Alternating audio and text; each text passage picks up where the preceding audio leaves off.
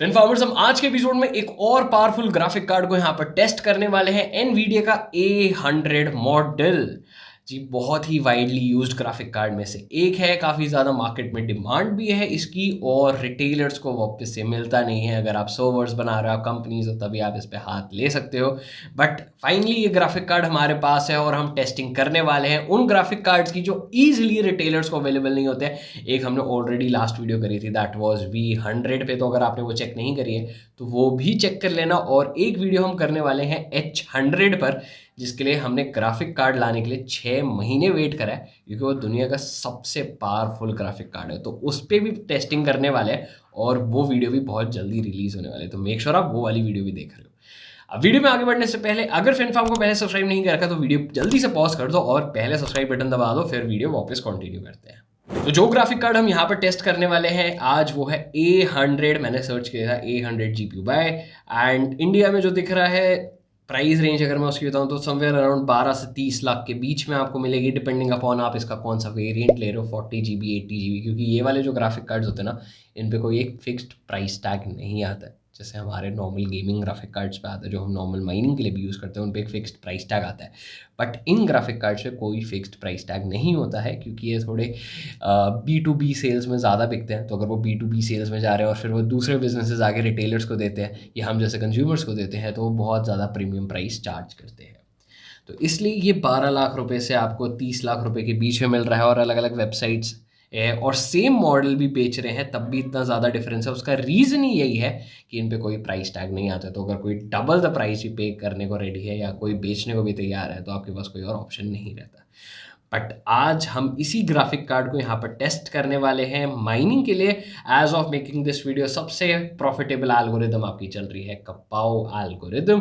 तो कपाओ एल्गोरिदम पे इसे सबसे पहले टेस्ट करवाना है, तो वीडियो एंड तक देखनी है। और मैं यहाँ पे अज्यूम कर रहा हूँ आपने फिनफार्म को पहले सब्सक्राइब कर लिया था, नहीं करा तो अब कर दो। तो मैं अभी लिनक्स पे हूँ जहाँ पे A100 इंस्टॉल्ड है, एंड साथ ही साथ हम नाइस हैश यूज़ करने वाले हैं कपाओ एल्गोरिदम माइन करने के लिए। तो मैंने पूरी कमांड यहाँ पे डाल रखी है, just have to press enter. तो यहाँ पे T-Rex माइनर स्टार्ट हो चुका है, तो जनरेटिंग डैग 1.7 GB फॉर इपॉक 89।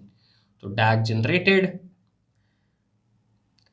ठीक है। तो इस ग्राफिक कार्ड ने सबसे पहली स्पीड जो हमें दे दी है दैट इज 73.72 मेगा हैशेस की। ठीक है, हो सकता है मैं थोड़ी सी ज़्यादा एक्सपेक्ट कर रहा था 80-90 के आसपास, क्योंकि यही सेम ग्राफिक कार्ड जब इथेरियम माइनिंग होती थी तो ये उस पर 150 मेगा हैशेस दे देता था बहुत ईजिली। एंड आप इसको ऑप्टिमाइज़ कर दो, अब ये स्टॉक सेटिंग्स पे, अभी इस पर कोई ऑप्टिमाइजेशन नहीं हो रखी है, बट इसको आप ऑप्टिमाइज़ कर दो तो अप टू 200 की भी आपको हैश रेट दे देता था, जो काफ़ी एसिक माइनर से ऑलरेडी ज़्यादा ही थी। ठीक है, तो अभी हमारे पास 73 मेगा हैशेस की स्पीड यहाँ पे रिसीव हो रही है। ये तो कैंट गेट फैन स्पीड, ठीक है। तो अब 73 पे ही ये स्टेबल हो चुकी है, तो मुझे पता है इसकी जो स्पीड है वो 73 ही आने वाली है। एक बार हमें वेट करना है कि इसकी एग्जैक्ट पावर कंजम्पशन कितनी आती है, ताकि हमें एक आइडिया मिल जाए। तो आई गई, तो पावर ये जो ले रहा है that is 389 watts while consuming 60, okay, temperature is इसका 60 डिग्री सेल्सियस। ओके, तो अब इसको जल्दी से कंपेयर कर लेते हैं RTX 4090 सीरीज़ के साथ। जो RTX 4090 सीरीज़ है वो आपका 67 मेगा हैशेस लेता है वाइल कंज्यूमिंग 330 वॉट्स। ठीक है, तो आपके RTX 4090 से, क्योंकि वो बहुत ही ईजिली अवेलेबल ग्राफिक कार्ड है, अगर मैं आप कंपेयर करूँ A100 के साथ, जहाँ के लिए मैं एक प्रीमियम प्राइस टैग भी पे कर रहा हूँ और मुझे इतनी ईजिली अवेलेबल भी नहीं है, 4090 बहुत ईजिली अवेलेबल भी है कि आपको अमेजोन पे भी मिल जाएगा, एंड उसकी कॉस्टिंग भी काफ़ी कम है। और अगर मैं दोनों के बीच में डिफरेंस देखूँ तो अराउंड 20% का डिफरेंस है, बट जो मेरी कॉस्ट है वो मोर देन 3 टाइम्स की है। ठीक है, डेफिनेटली इंडिया में ही इशू है क्योंकि ये बहुत प्रीमियम प्राइसिंग पे है, बट अगर आप कहीं बाहर भी हो, आप दुबई वगैरह साइड पे, अगर आप वहाँ पर ये ग्राफिक कार्ड्स ले रहे हो तो आपको बहुत सस्ते में मिल रहे हैं। एंड इन ग्राफिक कार्ड्स की भी जो वैल्यू है वो 4090 के प्राइस के बराबर ही है, बट इंडिया में यहाँ पे बहुत ज़्यादा प्रीमियम चार्ज हो रहा है। तो ठीक है, अभी प्रीमियम चार्ज होता रहेगा, बट अगर आपको लग रहा है कि मैं A100 ले लूँ एंड उसके बाद माइनिंग करूँ, क्योंकि पावरफुल ग्राफिक कार्ड है, तो 4090 से वो सिर्फ 20% ज़्यादा ही पावरफुल है, एंड उस 20% के लिए आप 3 टाइम्स द कॉस्ट पे कर रहे होगे।